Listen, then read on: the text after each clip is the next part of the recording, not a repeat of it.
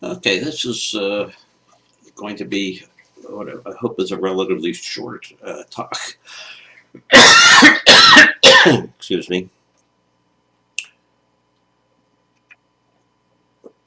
I don't think that's coronavirus. That's a chronic throat irritation. In any case, the topic that I'm choosing right now is to discuss the term of uh, racial bias and the popular term systemic racism. Uh, I was very pleased when Kamala Harris referred to the racism problem as endemic as opposed to systemic. Now, why is this discussion even important or of concern to anybody? I had a discussion with one of my grandchildren about the fact that I didn't like the term systemic racism and preferred the term endemic or widespread or anything else other than systemic, because systemic implies that it is inherently built into the system, almost implying a deliberateness. Now, I'll state offhand that there's no doubt there once was, not too long ago, systemic racism when blacks could not vote by law, if uh, housing areas could be legally excluded from black occupations, if the police have specific orders to shoot black people at the first suspicion or near suspicion of being aggressive, that would be systemic. Endemic implies that it's very widespread, that it is a major problem, but it is not an inherent part of the system. I think my grandson understood what I was saying, but he cautioned me to avoid it because it implies that I'm denying that there's racism and disagreeing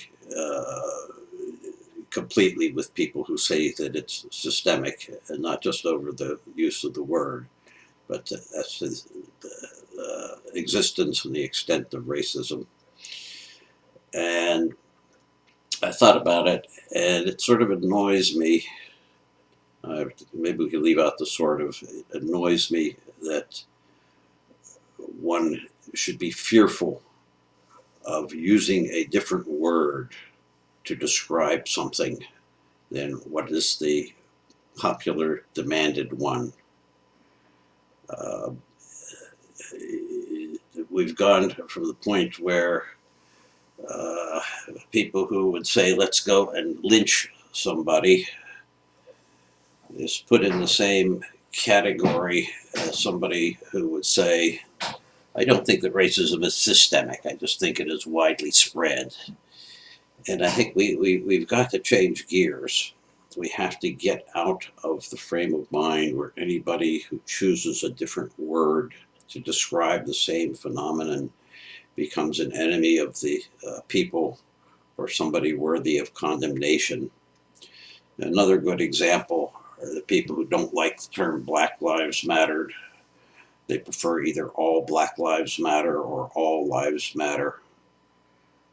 These are not evil people.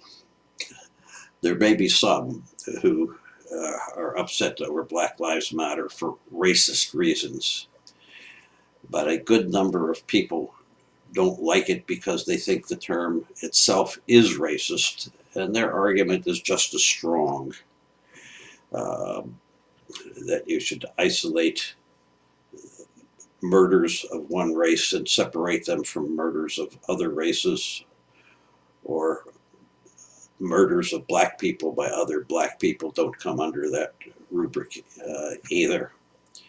Uh, this is a dangerous path that the country and perhaps the world is following at this point. And I don't know that one voice, well, there's more than one voice. There's people who speak, well, people who speak far better than I do, people who have far better academic credentials who are railing against this as well. But I'm going to add my 2 cents, or maybe it's a tenth of a cent worth as well. All right, what difference does it make? It shouldn't make a great deal of difference to people who are allied against racism. But it makes a difference to me in terms of how you approach the problem. If the problem is systemic, what you need to do is to change the whole system, sort of a revolution to overthrow the government or to completely dismantle the police force and start from scratch with everybody new in charge, etc. It suggests that anything short of a radical change is not going to help. And I think that's just plain wrong. And we're going to waste a lot of time, a lot of energy, a lot of money campaigning against systemic racism when the implication is what you have to change is the system, and no two people will agree on how you change, quote, the system. The system might as well be the country or the universe. Where do you start? There is no starting place. If we instead use the term endemic or widespread, that leaves us open for finding solutions. Let's start with police training, for example. Okay, police training, almost everyone agrees, is woefully inadequate. It's too short. People are not screened well enough going into it. There's not enough in the curriculum dealing with the mentally ill, with people on drugs, with people that have physical ailments that may affect their mind. Simple examples that I've seen from my medical career are people taken off to jail because they're acting crazy, and then they have a seizure and they're taken to the hospital, and it turns out they're diabetic and their blood sugar is 20, and that should have been recognized earlier. We have situations where somebody has a seizure and they're post-epileptic, agitated and confusion, and instead of calling the paramedics, somebody calls the police.